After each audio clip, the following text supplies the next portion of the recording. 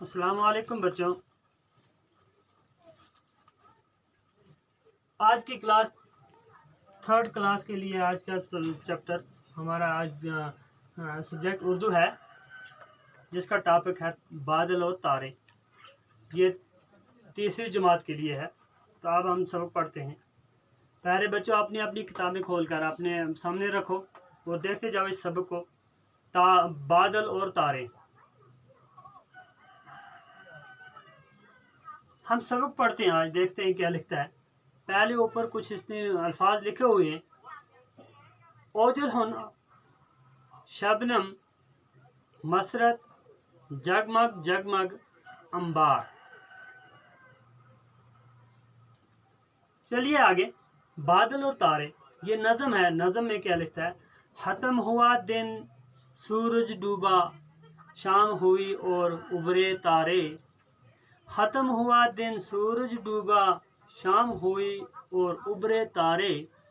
जगमग जगमग करते आए नूर के टुकड़े प्यारे प्यारे।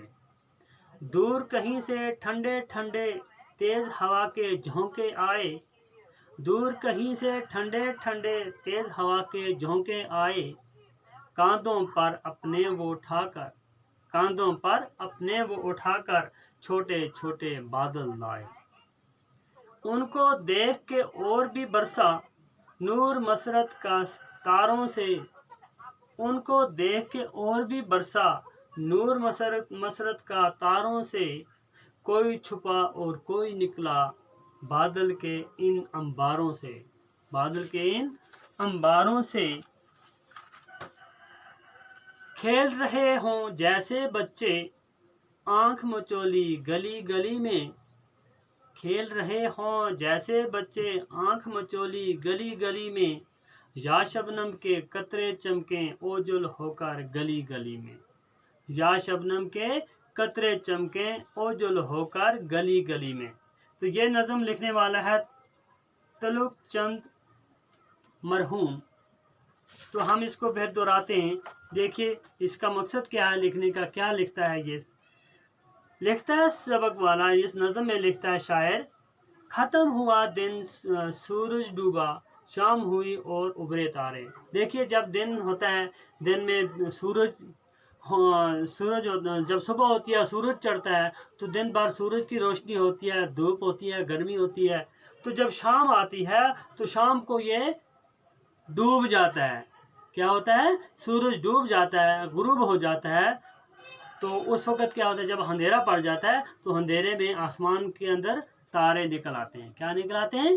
तारे निकल आते हैं। तो इसी को तशबीह देकर इसी को शायर लिखता है, ख़त्म हुआ दिन, सूरज डूबा, यानी दिन ख़त्म हो गया, सूरज डूब गया, शाम हुई और उभरे तारे। जब शाम हो गई, अंधेरा हो गया, तो आसमान के अंदर तारे निकल आए। जगमग जगमग करते आए नूर के टुकड़े प्यारे प्यारे। नूर के टुकड़े प्यारे प्यारे यानी चमकते हुए आए। जब रात होती है तो आसमान की तरफ हम देखते हैं, तो हमें आसमान के अंदर आसमान में क्या नजर आते हैं? तारे नजर आते हैं, और तारे चमकते होते हैं। उसी को लिखता है शायर, जगमग जगमग करते आए नूर के टुकड़े प्यारे प्यारे। यानी ये तारे जो हैं ये नूर के टुकड़े हैं। कितने प्यारे, कितने खूबसूरत लगते हैं। दूर कहीं से ठंडे ठंडे तेज हवा के झोंके आए। दूर कहीं से ठंडे ठंडे तेज हवा के झोंके आए। कांधों पर अपने वो उठाकर छोटे छोटे बादल आए। क्या लिखता है कि जब शाम होती है तो शाम को हम अगर बाहर होते हैं, बाहर बैठे होते हैं, तो ये हवा के साथ ठंडी ठंडी हवा आती है, तो हवा के साथ छोटे छोटे बादल आते हैं। क्या आते हैं? बादल आते हैं। तो इसी को लिखता है शायर, दूर कहीं से ठंडे ठंडे तेज हवा के झोंके आए।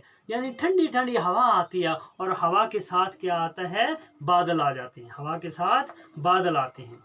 उनको देख के और भी बरसा, उनको देख के और भी बरसा नूर मसरत का तारों से।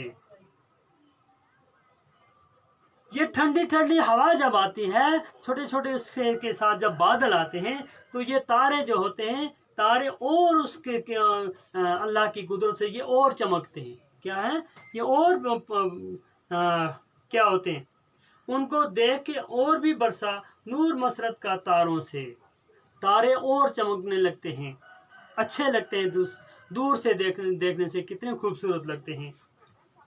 कोई छुपा और कोई निकला बादल के इन अंबारों से।